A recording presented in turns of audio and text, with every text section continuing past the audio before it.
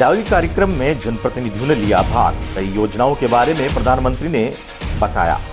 मंदसौर जिले के भानपुरा तहसील में प्रधानमंत्री गरीब कल्याण अन्न योजना के तहत मंडल बैसोदा के ग्राम पंचायत बाबुलदा व रायपुरिया में आयोजित कार्यक्रम में मुख्य अतिथि मंडल उपाध्यक्ष अर्जुन शर्मा, किशोर जोशी, शैलेंद्र ओझा, अरविंद बील ठाकुर की सहभागिता रही। इस दौरान कार्यक्रम में प्रधानमंत्री नरेंद्र मोदी और मुख्यमंत्री शिवराज सिंह चौहान का लाइव प्रसारण कार्यक्रम दिखाया गया, जहां पर सरकार द्वारा चलाई जा रही हितग्राहियों और खाद्य सामग्री वितरण की साथ ही साथ कन्या पूजन भी किया गया। बैसोदा से ब्यूरो रिपोर्ट, मोनू सरदार।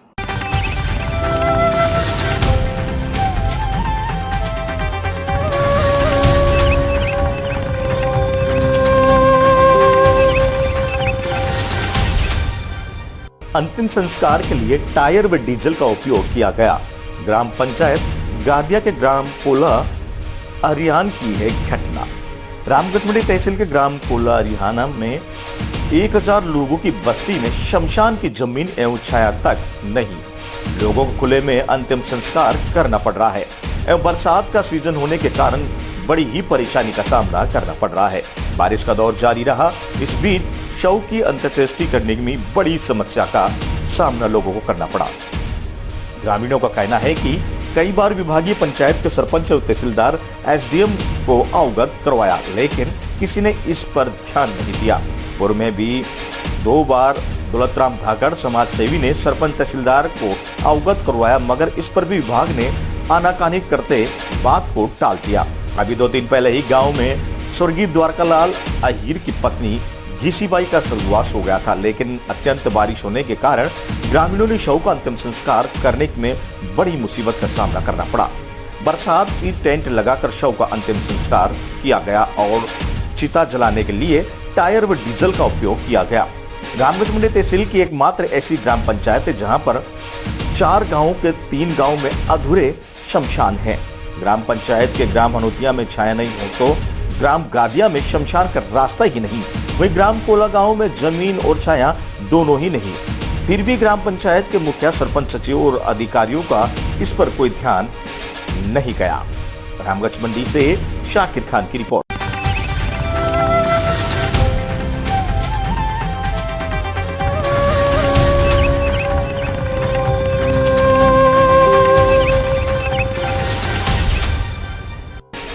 स्वास्थ्य को सर्वोपरि रखते हुए औषधि पौधों को घर घर पहुंचाने का बीड़ा।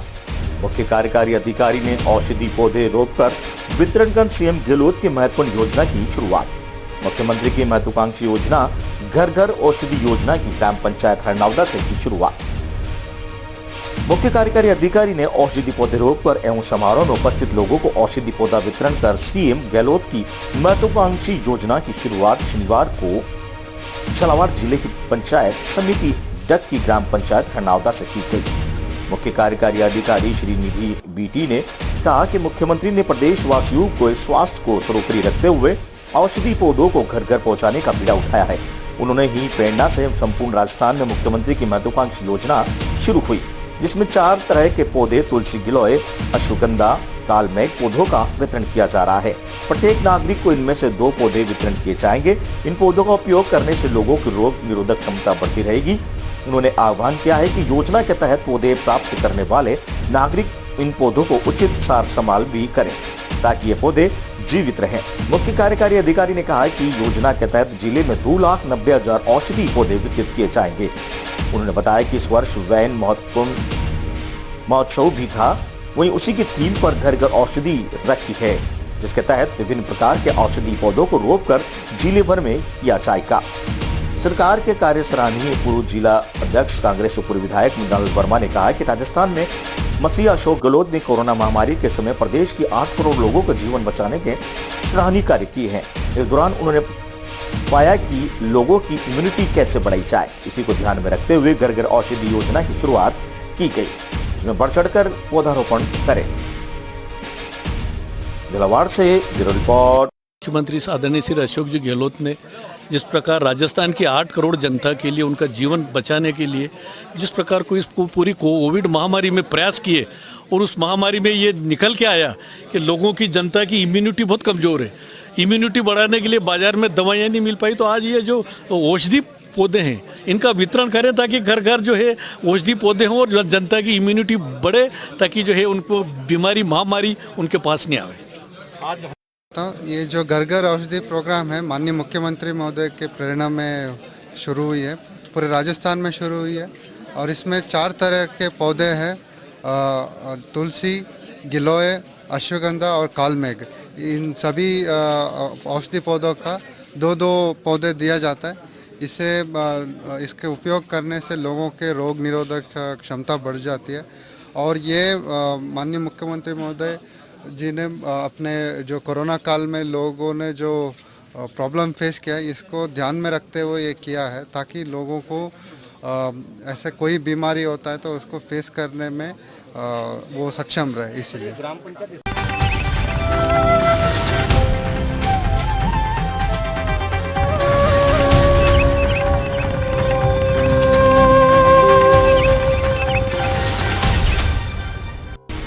नदी में उफान से कामड़ी की रपट बही, मार्ग हुआ अवरुद्ध। हर साल होती है क्षतिग्रस्त रपट। सुनेल के समीप कामंडी गांव में परमहंस आश्रम की ओर जाने वाली सड़क की रपट भीषण नदी उफान पर आने की वजह से पूरी तरह क्षतिग्रस्त हो गई। परमहंस आश्रम की ओर जाने वाली सड़क की रपट नदी में उफान आने से पूरी तरह जगह जगह से उखड़ गई। हालत यह हो गई कि रपट के अंदर लगाए पाइप पूरी तरह नजर आने लगे हैं। वहीं रपट बहुत ही ज्यादा क्षतिग्रस्त होने की वजह से यहाँ पर पैदल निकलना भी दुर्घटना को न्योता देने के बराबर है। परमहंस आश्रम पर रोजाना श्रद्धालु दर्शन करने के लिए पहुंचते हैं। यही नहीं, परमहंस आश्रम के आसपास खेत वाले भी इसी मार्ग से होकर निकलते हैं, जिसको रोजाना बड़ी मुश्किलों से रपट पाकर निकलना पड़ता है। पूर्व सरपंच नरेश गुप्ता, सरपंच रमेश चंदील, आश्रम के संत प्रकाश चंद महाराज, जगदीश सिंह कानून को, संपूर्णानंद, अध्यापक बाबूलाल गुप्ता, हीरालाल नागर, कमलेश नागर, रमेश चंद गुप्ता, प्रहलाद आदि ने बताया कि नदी में उफान आने की वजह से रपट पूरी तरह से बह गई। रपट के अंदर लगे पाइप निकल गए हैं। यहाँ से पैदल निकलना भी मुश्किल हो रहा है। आश्रम पर जाने के लिए काफी मशक्कत करनी पड़ रही है। यही हाल खेत पर जाने वाले किसानों का भी है। उनको भी मजबूरी टूटी हुई रपट से निकल कर जाना पड़ रहा है। कभी भी बड़ी दुर्घटना होने की संभावना बनी हुई है। उन्होंने मांग की कि जल्द से जल्द रपट की गुणवत्तापूर्ण मरम्मत कराई जाए, ताकि रपट का ज्यादा समय तक लाभ मिल सके। हर साल होती है रपट क्षतिग्रस्त। करीब 8 वर्ष पूर्व भी पीडब्ल्यूडी के द्वारा इस रपट का निर्माण किया गया था। उस समय ग्रामीणों ने घटिया सामग्री उपयोग का विरोध किया था, लेकिन अधिकारियों संवेदकों से अनसुनी कर रिपोर्ट का निर्माण करवा दिया था, जिसका नतीजा ये हो रहा है कि हर साल रपट क्षतिग्रस्त होती है। हालांकि विभागों के द्वारा मरम्मत करवा दी जाती है, लेकिन गुणवत्तापूर्ण समस्त नहीं होने की वजह से ग्रामीणों और श्रद्धालुओं को परेशानी का सामना करना पड़ रहा है। सुनेल से ब्यूरो रिपोर्ट, कपिल शर्मा।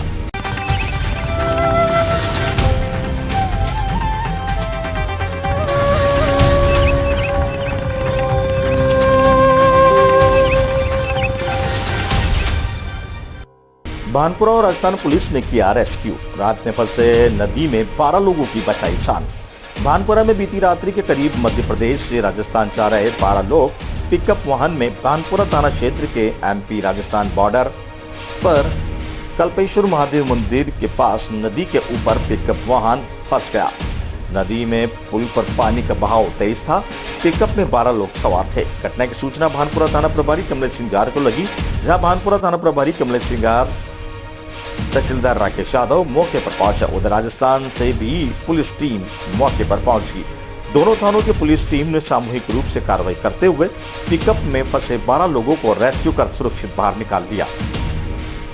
इस विषय पर भानपुरा थाना प्रभारी कमलेश सिंगार से संवाददाता सुमित सिंह राठौड़ को बताया कि रेस्क्यू ऑपरेशन रात्रि में करीब 3 बजे चलाया, जो सुबह 6 बजे तक चला। वहीं 12 लोगों को सुरक्षित निकालने में सफलता मिली। इस ऑपरेशन में भानपुरा पुलिस और राजस्थान पुलिस की सराहनीय भूमिका रही। भानपुरा से सुमित सिंह राठौड़ की रिपोर्ट।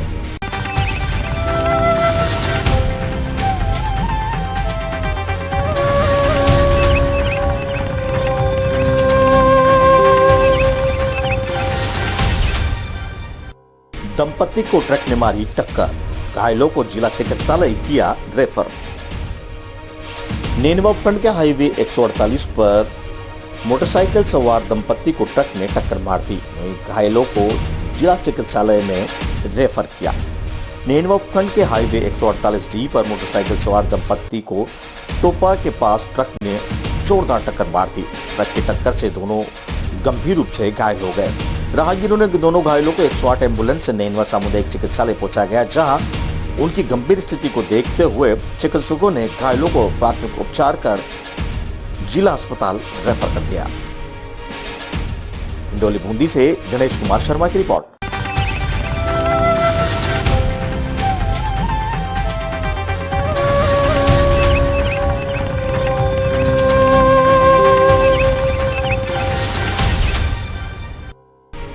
लोकसभा अध्यक्ष ओम बिरला पहुंचे अंता, ली बाढ़ क्षेत्र की जानकारी, लोगों का बंधाया ढांढस। लोकसभा अध्यक्ष ओम बिरला द्वारा हेलीकॉप्टर से अंता एनटीपीसी पहुंचकर बाढ़ पीड़ितों के क्षेत्र की जानकारी प्राप्त की और भाजपा नेताओं से क्षेत्र की जनहानि के बारे में रिपोर्ट मांगी गई और संबंधित अधिकारियों को ग्रामीणों का दौरा कर रिपोर्ट तैयार करने भेजने के दिए निर्देश। वहीं इसके बाद हेलीकॉप्टर से हवाई दौरा किया और कानपुर व सांगोर क्षेत्र का जानकारी की।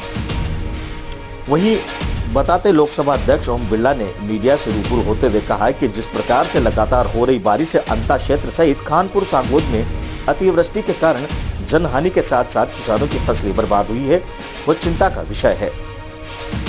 इसकी हर संभव मदद प्रशासन द्वारा की जाएगी। इसको लेकर लगातार प्रशासन से संपर्क में हूं और संबंधित अधिकारियों को निर्देश देकर रिपोर्ट देने की बात कही। दूसरी ओर लोकसभा अध्यक्ष ओम बिरला ने एनटीपीसी हेलीकॉप्टर पर पहुंचते ही भाजपा के नगर अध्यक्ष रामेश्वर खंडेलवाल व देहात अध्यक्ष राहुल नागर के नेतृत्व में जोरदार स्वागत किया गया। क्षेत्र की बारिश के दौरान हुई जनहानि के साथ साथ बर्बाद हुई फसलों की रिपोर्ट सौंपी। वहीं इस दौरान प्रेमनारायण गालव, राजेंद्र शर्मा, पूर्व विधायक हिरालाल नागर, उपाध्यक्ष दिलीप शर्मा, काचरी शिवनारायण सिंह, नागराम मोहित कालरा, सतीश नागर, हेमंत नागर, सुरेंद्र रावल, पुष्पेंद्र कटारा, कुलदीप शाक्या, भारत कालव, गोविंद शर्मा, बजरंग लाल ठाकर, मुकेश ठाकर, प्रवीण कालव, दिग्विजय सिंह नाहतिया, रोहित नंदवाना, धनराज चौरसिया, कार्तिक गौतम, महावीर पांखेड़ी सहित कई लोग मौजूद रहे।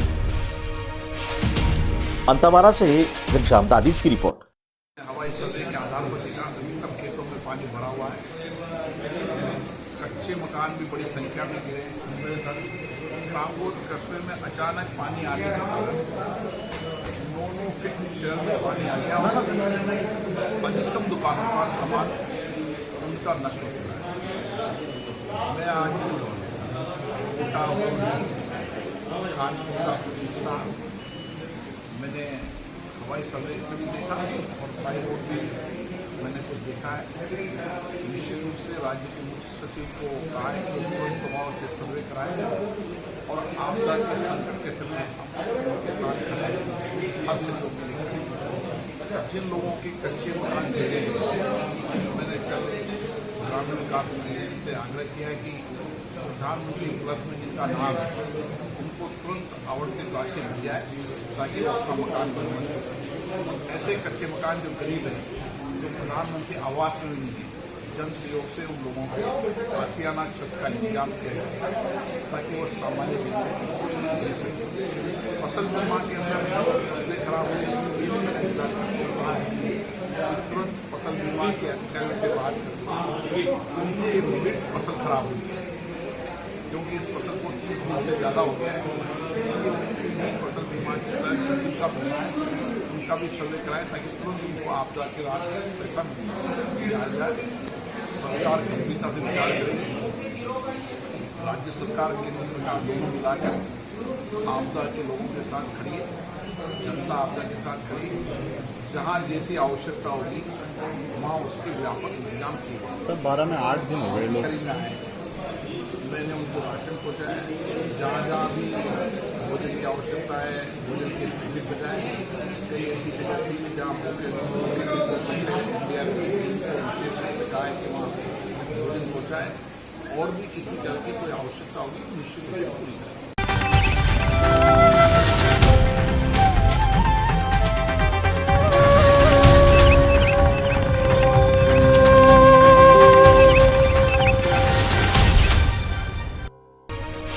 मेज नदी के पुलिया पर आवागमन हुआ शुरू। पुलिया पर पानी के चलते आवागमन था बंद। दोसाकोटा मेगा हाईवे पर लाखेरी कस्बे के पास स्थित मेज नदी की पुलिया पर पिछले 4 दिनों से पुलिया पर पानी आ जाने के कारण आवागमन बंद कर दिया गया था, जिसके चलते पुलिया के दोनों तरफ वाहनों की लंबी लाइनें लग गई थी। शनिवार को सुबह मेज नदी की पुलिया पर पानी उतर गया तो पैदल निकलने वालों को अनुमति दे दी गई थी, लेकिन पुलिया के क्षतिग्रस्त होने की आशंका के चलते पीडब्ल्यूडी के अधिकारियों तथा प्रशासन द्वारा पुलिया का निरीक्षण करने के पश्चात दोपहर बाद वाहनों का आवागमन शुरू किया गया, जिस पर प्रशासन ने पहले छोटे वाहन निकाले, उसके पश्चात बड़े वाहनों को निकालने की अनुमति दी।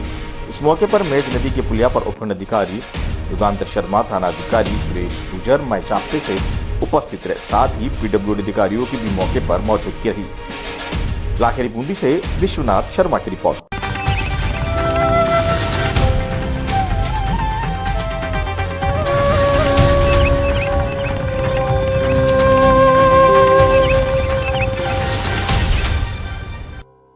बरसात से हुए नुकसान का प्रधान ने लिया जायजा, लोगों ने मुआवजे की करी मांग। बरसात के बाद हुए नुकसान से प्रभावित क्षेत्र के मोड़सा गांव का नैनवा प्रधान पदम नागर ने जायजा लिया।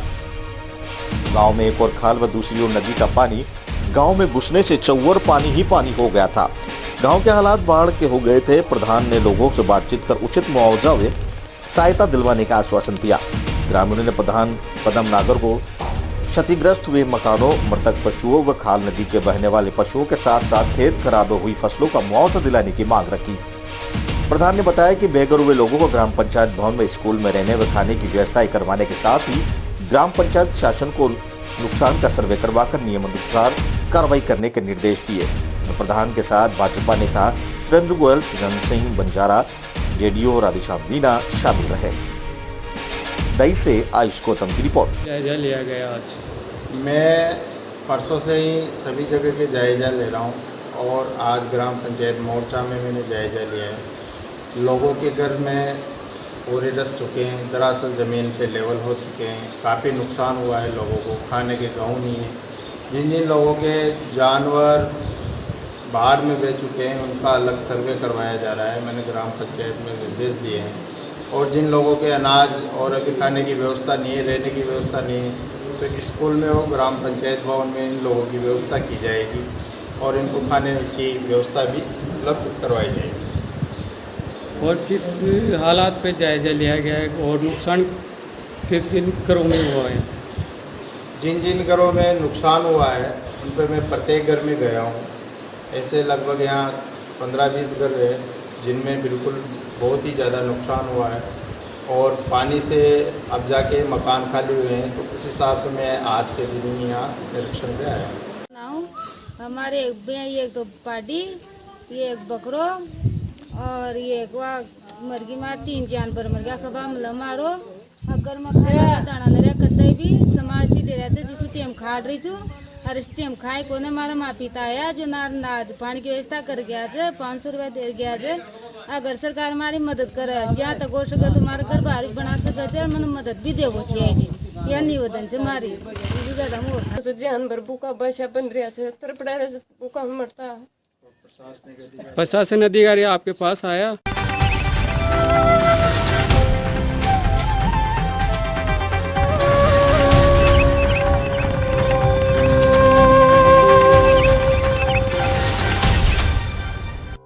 चिकित्सा जांच शिविर का हुआ आयोजन। 71 लोगों की निशुल्क हुई जांच। दौसा के वार्ड नंबर 15 में चिकित्सा एवं स्वास्थ्य विभाग की ओर से एनडीसी स्कैनिंग और संचारी रोग की रोकथाम के लिए जांच शिविर का आयोजन किया गया। चिकित्सा शिविर में कुल 71 लोगों ने अपनी निःशुल्क बीपी और शुगर की जांच करवाई। Covid health assistant Arbaaz Khan ने बताया कि चिकित्सा एवं स्वास्थ्य विभाग की ओर से 1 दिवसीय शिविर का आयोजन किया गया। इसमें प्रातः 9 बजे से लेकर 1 बजे तक लगे शिविर में कुल 71 लोगों की जांच की गई और उन्हें स्वास्थ्य संबंधी जानकारी के लिए चिकित्सालय के परामर्श दिया गया।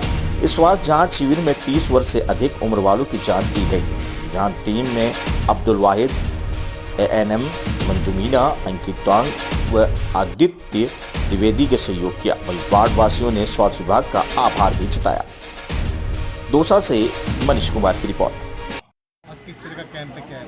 आज चिकित्सा एवं स्वास्थ्य विभाग की तरफ से मेडिकल कैंप का आयोजन किया जा रहा है, जिसके अंदर गैर संचारी रोग जैसे ब्लड प्रेशर है, हाइपरटेंशन, शुगर और हार्ट पेशेंट है, उन सभी के लिए जांच की जा रही है। निःशुल्क वार्ड नंबर 15 में कैंप का आयोजन किया जा रहा है। अब तक हमने 60 मरीजों का चेकअप किया है, जिसके अंदर एनसीडी का जो गैर संचारी रोग है जैसे बीपी है, शुगर है, खासतौर पर उन पर फोकस किया जा रहा है। 30 प्लस पे जो भी है उन सभी का हम जांच करके उनको अभी से ही चेतावनी दे रहे हैं कि अपने समय पर रह करके अपना इलाज करवाएं। उसके लिए जांच की जा रही है। नाम बताओ। मेरा नाम Arbaaz Khan CHA ward number 15।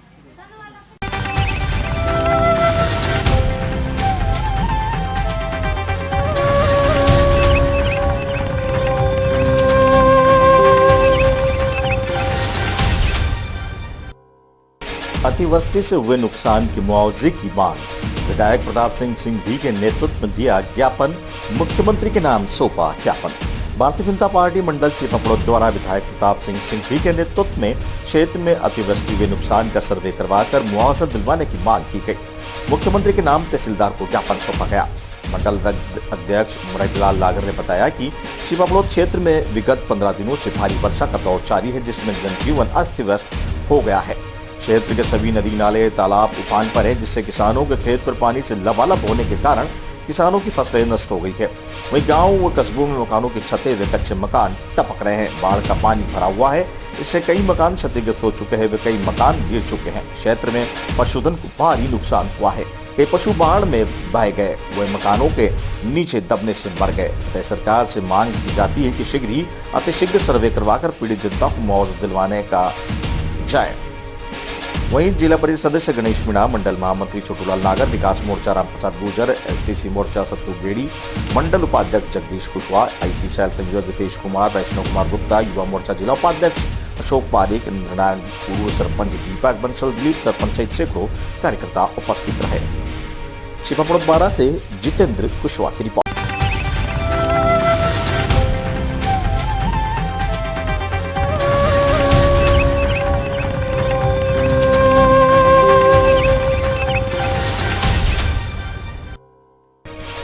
सीमावर्ती क्षेत्र में फंसे लोगों को रेस्क्यू कर निकाला। पार्वती नदी के बीच फंसे 200 ग्रामीण। दोनों राज्यों का प्रशासन रेस्क्यू के दौरान मौजूद। राजस्थान मध्य प्रदेश सीमा पर गुना जिले में फतेहगढ़ क्षेत्र में सूड़ा गांव में पार्वती नदी के बीच फंसे करीब 200 ग्रामीणों को NDRF व एयरफोर्स की टीम के हेलीकॉप्टर से सफलतापूर्वक रेस्क्यू कर सुरक्षित स्थान पर पहुंचा दिया। रेस्क्यू के दौरान MP के गुना कलेक्टर व SP सहित 12 के जिला छबड़ा के पुलिस व प्रशासनिक अधिकारी भी मौके पर मौजूद रहे। जानकारी के अनुसार पार्वती नदी में उफान के बाद उक्त गांव के 200 ग्रामीण फंस गए थे, जिनका रेस्क्यू किया गया। इस रेस्क्यू को राजस्थान में मध्य प्रदेश की NDRF की टीम व एयरफोर्स के हेलीकॉप्टर द्वारा सफलतापूर्वक किया गया। रेस्क्यू के दौरान मध्य प्रदेश व 12 जिले के अधिकारी मौके पर मौजूद रहे। सुरक्षित स्थान पर पहुंचने के बाद इन ग्रामीणों के चेहरे पर मुस्कान छाई। समीपस्थ मध्य प्रदेश की सीमा में बसा सूड़ा गांव शुक्रवार को पार्वती नदी में उफान आने के बाद से टापू बन गया था, जिसमें करीब 200 लोगों में फंसे होने की सूचना प्रशासन को मिली। सूचना मिलते ही 12 जिला प्रशासन व गुना जिला प्रशासन हरकत में आ गया। इसके बाद छबड़ा के पुलिस व प्रशासनिक अधिकारी, गुना जिले के SP व कलेक्टर मौके पर पहुंच गए। वही रात को जाने की वजह से रेस्क्यू नहीं चला सके। वहीं सुबह 9 बजे रेस्क्यू ऑपरेशन शुरू किया गया। इस ऑपरेशन को दोनों राज्यों की NDRF टीम व एयरफोर्स के हेलीकॉप्टर ने अंजाम दिया। हेलीकॉप्टर व NDRF की टीम के नाव व हेलीकॉप्टर से ग्रामीणों को निकालकर सुरक्षित स्थान पर पहुंचा दिया गया। इस ऑपरेशन को छबड़ा क्षेत्र के कैलाशपुरी गांव से किया गया। इस गांव के सामने ही सूडा गांव स्थित है और बीच में पार्वती नदी है।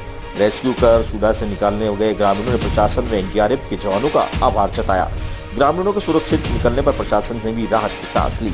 इस दौरान गुना जिला कलेक्टर प्रेम नोवेल, SP राजीव कुमार मिश्रा, 12 अतिरिक्त जिला कलेक्टर ब्रजमोहन बैरवा, छबड़ा उपखंड अधिकारी मनीषा तिवारी, छबड़ा DYSP अमन सिंह शेखावत, तहसीलदार जनीत सिंह हिंकर, छबड़ा थानाधिकारी रामानंद यादव व छबड़ा BDO कविता राठौर सहित मध्य प्रदेश के धरनावदा थाना अधिकारी कजन सिंह वीरेंद्र एवं कई अधिकारी कर्मचारी मौजूद रहे। 12 छबड़ा से सोहेल खान की रिपोर्ट।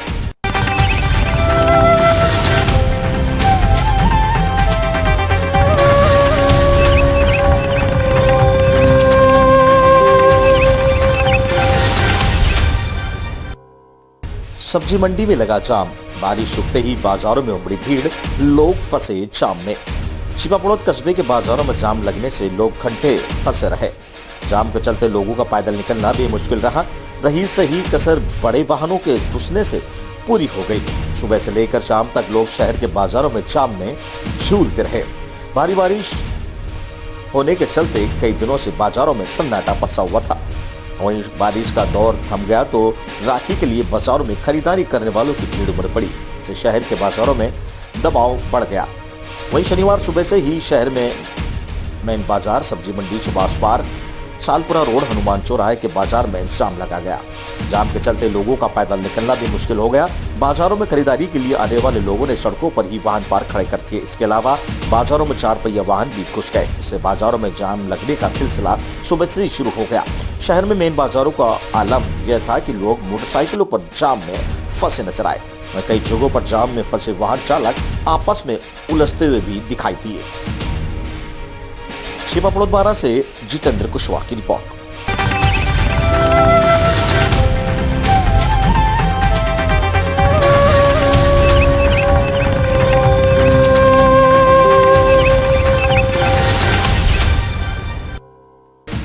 कोटा बूंदी में भारी बारिश से बिगड़े हालात से लोकसभा अध्यक्ष ओम बिरला चिंतित। वही हालात का जायजा लेने के लिए लोकसभा अध्यक्ष ओम बिरला कोटा पहुंचे, जहां उन्होंने पानी में फंसे लोगों की मदद के लिए स्पीकर बिरला ने विशेष हेलीकॉप्टर मंगवाया ताकि लोगों को इस हेलीकॉप्टर की मदद से बचाया जा सके व रेस्क्यू कर निकाला जा सके। जहां लोगों को रेस्क्यू करना संभव नहीं होगा, वहां हेलीकॉप्टर से इसकी मदद से सहायता से लोगों को निकाला जाएगा। वहीं मदद की व्यवस्था के लिए बिरला ने केंद्रीय गृह मंत्रालय और राजस्थान सरकार से सीधा संपर्क किया। जहां स्पीकर बिरला कुछ देर के लिए हवाई मार्ग से होकर सांगोद के लिए रवाना हो गए। सांगोद के हवाई सर्वेक्षण के बाद सड़क मार्ग से वह आसपास के ग्रामीण क्षेत्रों में पहुंचे, जहां बिरला ने निर्देश पर पहुंची एनडीआरएफ की टीमें से बात की। एनडीआरएफ की टीमों से कोटा, छबड़ा और सांगोद में मोर्चा संभालने को कहा। सांगोद के बाद स्पीकर बिरला का केशवरायपाटन जाने का कार्यक्रम रहा। इस दौरान उन्होंने शाम होने के बाद समस्त अधिकारियों की समीक्षा बैठक ली, जहां बैठक में हालात बाढ़ पर चर्चा की गई। वह अधिकारियों को जल्द से जल्द सर्वे करवाकर रिपोर्ट देने की बात कही। कोटा से दुष्यंत सिंह गहलोत की रिपोर्ट।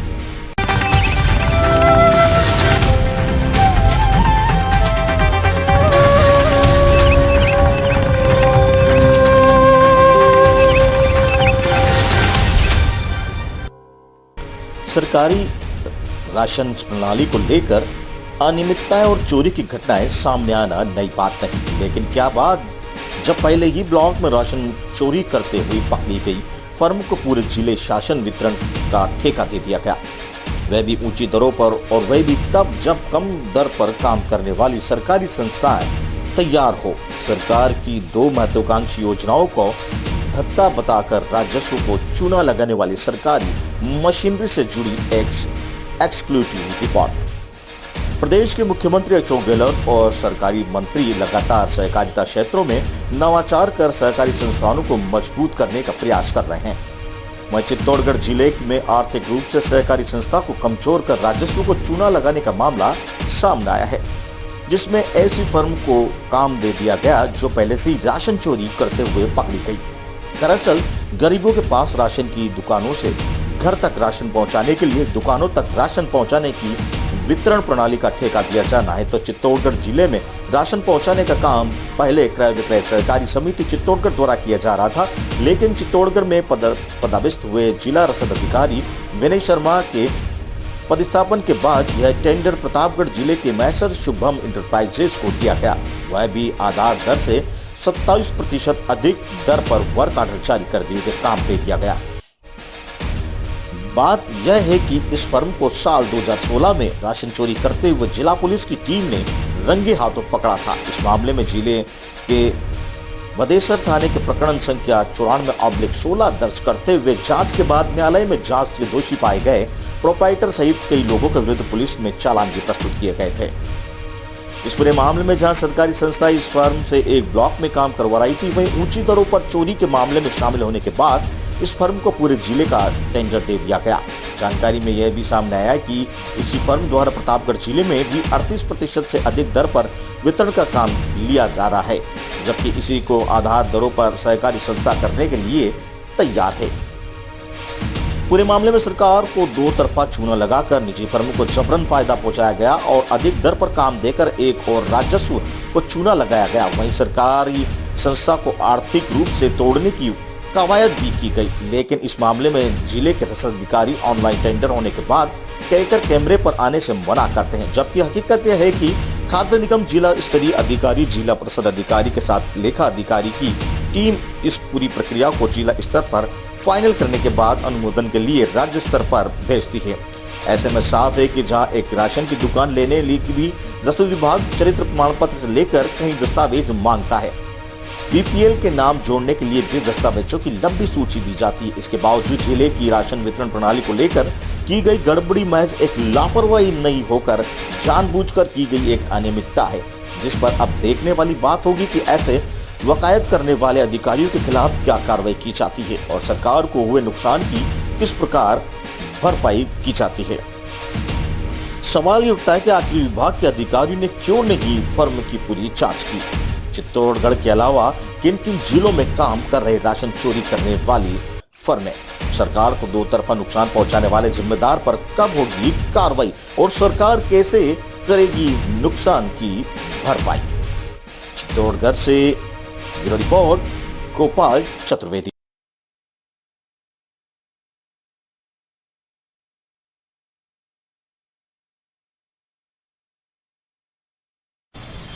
जिस फर्म को काम दिया है उसने मैक्सा शुगर इंटरप्राइजेस करके को दिया है। पहले ये संस्था के माध्यम काम करता था और 2016 में इसको ब्लैक लिस्टेड कर दिया गया था और इसके द्वारा मतलब एफआईआर दर्ज करी है बरदेसा के में। उसके पश्चात इसको कभी भी काम नहीं दिया गया। किस मामले में एफआईआर दर्ज की गई थी? क्या इसको एक ट्रक से कट्टे उतारते हुए पुलिसों ने पकड़ा था, पुलिस कर्मियों ने।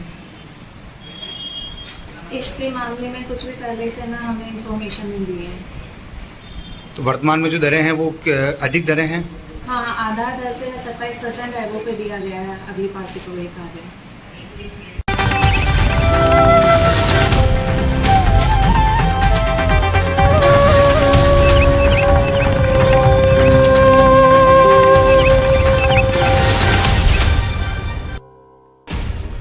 6 दिन से भूख हड़ताल पर बैठे युवक की तबीयत बिगड़ी, परिजनों ने पहुंचाया अस्पताल।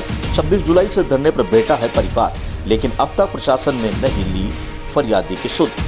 नैनवा कस्बे के उपखंड अधिकारी कार्यालय के बाहर न्याय की मांग को लेकर 6 दिनों से भूख हड़ताल पर बैठे युवक की देर रात तबीयत बिगड़ गई, जिस पर परिजनों ने युवक को देर रात 108 एम्बुलेंस से नैनवा अस्पताल पहुंचाया, जहां चिकित्सकों ने युवक को भर्ती कर ड्रिप लगाई गई। वहीं सुबह नैनवा पुलिस ने अस्पताल पहुंचकर चिकित्सकों से भूख हड़ताल पर बैठे युवक पर धरने पर बैठे अब्दुल रहमान के परिवार का स्वास्थ्य परीक्षण करवाया गया। आपको बता दें कि नैनवा उपखंड अधिकारी कार्यालय के बाहर पीड़ित अब्दुल रहमान का परिवार 26 जुलाई से परिवार नैनवा प्रशासन से जमीनी हक को लेकर धरने पर बैठा हुआ है। वहीं 1 अगस्त से परिवार का एक सदस्य पिछले 6 दिनों से नैनवा उपखंड अधिकारी कार्यालय के बाहर भूख हड़ताल पर बैठा हुआ है। परिजनों ने कहा है कि जब तक प्रशासन द्वारा परिवार को न्याय नहीं मिल जाता तब तक इसी प्रकार धरने और भूख हड़ताल पर बैठे रहेंगे। अब तक प्रशासन द्वारा धरने पर बैठे परिवार से किसी भी प्रकार की कोई सार संभाल नहीं ली गई और न ही उनकी फरियाद पर कोई सुनवाई की गई। 6 दिनों से भूख हड़ताल पर बैठे परिवार से सदस्य यूसुफ ने बताया कि वह न्याय की मांग को लेकर मई परिवार उपखंड अधिकारी कार्यालय के बाहर धरने पर बैठे हुए हैं और पूरे मामले को लेकर उपखंड प्रशासन को ज्ञापन देकर अवगत करवाया गया, लेकिन अब तक उनकी सुनवाई नहीं की गई। आपको बता दें कि नैनवा हायर सेकेंडरी के पीछे अंजुमन कमेटी का मदरसा स्थित है, जिसके पास उनका मकान है और मकान के पास ही उनकी कब्जाशुदा जमीन है, जिसकी नगर पालिका द्वारा जारी की गई रसीद उनके पास है, मगर फिर भी पालिका प्रशासन द्वारा अवैध रूप से व्यक्ति विशेष के नाम पट्टा जारी कर दिया गया है, जिसके बाद उनके मकान को तोड़ दिया गया और जबरन कब्जा किया जा रहा है। अपने हक और न्याय की मांग को लेकर इस बारे में उपखंड अधिकारी को भी ज्ञापन दिया गया, मगर अब तक कोई सुनवाई नहीं हुई। नैनवा से गणेश कुमार शर्मा की रिपोर्ट। क्या मामला है? मामला है कि हमारी विवाद चल रहा है जमीन, जिसके अंदर हमने वो कर ली कार्रवाई, कोई सुनाई नहीं हो रही। धरने में बैठे कम से कम भी 26 तारीख से और 1 तारीख से भूख हड़ताल पे बैठे हुए हैं। आज 4 तारीख हो गई, 5 तारीख हो गई आज, जिनमें किसी ने अभी तक तो जानकारी न, किसी ने भूखे पेट पड़े हुए हैं यहाँ। और हालत खराब हो रही है, बहुत जोरदार हो रही है। इसको लेकर उच्च अधिकारियों को शिकायत दी आपने? शिकायत दी है ना, करेंगे ना शिकायत। फिर क्या जवाब आया? अभी तक कोई जवाब नहीं आया है, संभाल भी नहीं।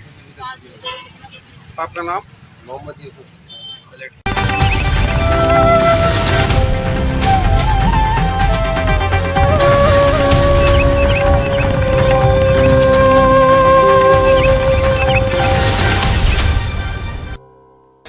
इम्तियाज जलील ने की पत्रकार वार्ता, बदनाम करने के लगाए जा रहे हैं झूठे आरोप। भिवंडी MIM अध्यक्ष खालिद गुड्डू के खिलाफ रचे गए अपराधों को लेकर सांसद इम्तियाज जलील ने SIT की मांग को लेकर पत्रकार परिषद करते हुए दी जानकारी। MIM सांसद इम्तियाज जलील ने मांग की है कि सभी मामलों की जांच SIT से की जाए, क्योंकि कुछ पुलिस अधिकारी पिछले 1 साल से भिवंडी MIM शहर के अध्यक्ष खालिद गुड्डू के खिलाफ फिरौती से बलात्कार के झूठे मामले दर्ज करने के उन्हें और उनकी पार्टी से राजनीतिक दलों को रोकने की कोशिश कर रहे हैं। MIM भिवंडी शहर के अध्यक्ष खालिद गुड्डू के खिलाफ फिरौती इम्तियाज जलील ने आरोप लगाया कि शांतिनगर थाने के वरिष्ठ पुलिस निरीक्षक शीतल राउत समय समय पर बलात्कार के विभिन्न मामले दर्ज कर उन्हें जमानत मिलने से रोकने का काम कर रहे हैं। MIM ने मांग की है कि सभी अपराधों की जांच SIT के माध्यम से की जाए। शहर में पार्टी की ताकत बढ़ रही है और खालिद गुड्डू मामले के न्याय नहीं हुआ तो पुलिस आयुक्त कार्यालय बंद जाएगा। इम्तियाज जलील ने आखिरकार चेतावनी दी है कि आंदोलन का नेतृत्व पार्टी प्रमुख असुद्दीन ओवैसी करेंगे। भिवंडी से सुनील शर्मा की रिपोर्ट। भिवंडी के कुछ पुलिस ऑफिसर्स, हमने साफ शब्दों में यह कहा है कि हम पूरे पुलिस डिपार्टमेंट के बारे में नहीं कह रहे, लेकिन कुछ पुलिस वालों की जो हरकतें हैं वो यकीनन पूरी तरह से ये साबित करती है कि ये किसी ना किसी राजनीतिक दबाव के अंदर, किसी ना किसी के इशारों के ऊपर ये जो लगातार केसेस खालिद गुड्डू के ऊपर लादे जा रहे हैं। अब उसके लिए किसी एक्सपर्ट की जरूरत नहीं है, एक आम आदमी भी समझ सकता है कि एक केस के अंदर बेल होती है, दूसरे केस में बेल होती है, जैसे ही उनका बाहर आने की बात होती है तो एक नया केस उनके ऊपर चढ़ाया जाता है। हमने ये पूरी बातें DG साहब के सामने हमने रखी और उनसे हमने यह अनुरोध किया, उनसे रिक्वेस्ट की हमने कि आप एक इम्पार्शियल इन्वेस्टिगेशन करवाएं।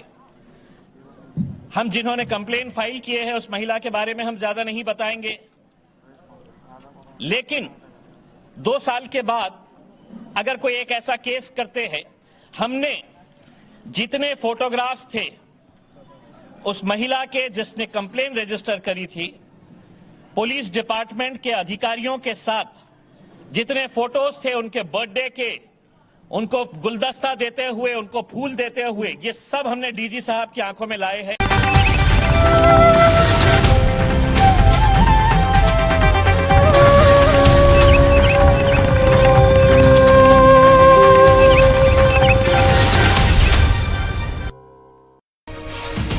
शपथ ग्रहण समारोह हुआ आयोजित। अभिभाषक संस्थान कार्यकारिणी का हुआ समारोह, नई कार्यकारिणी को दिलाई शपथ। जिला अभिभाषक संस्थान कार्यकारिणी का शपथ ग्रहण समारोह निजी वाटिका में आयोजित किया गया, जिसमें राजस्थान उच्च न्यायालय के न्यायाधीशपति विजय बिश्नोई ने अध्यक्ष सावंत श्रीमाली को उनकी कार्यकारिणी को शपथ दिलाई।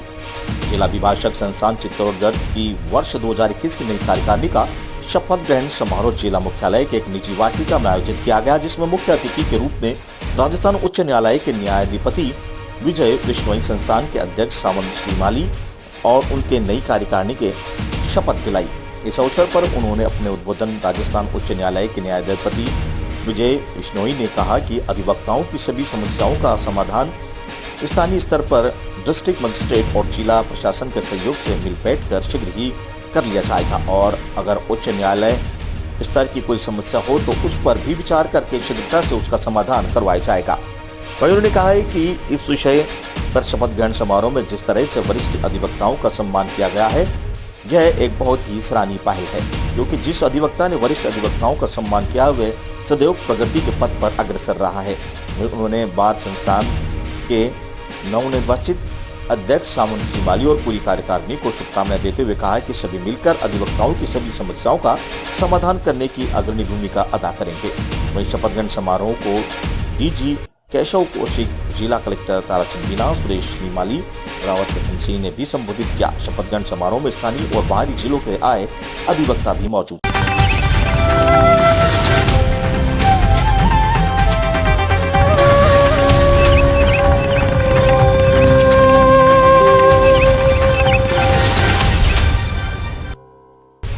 बद्रीनाथ हाईवे पर जोशीमठ के पास भूस्खलन से 4 मंजिला होटल धराशायी।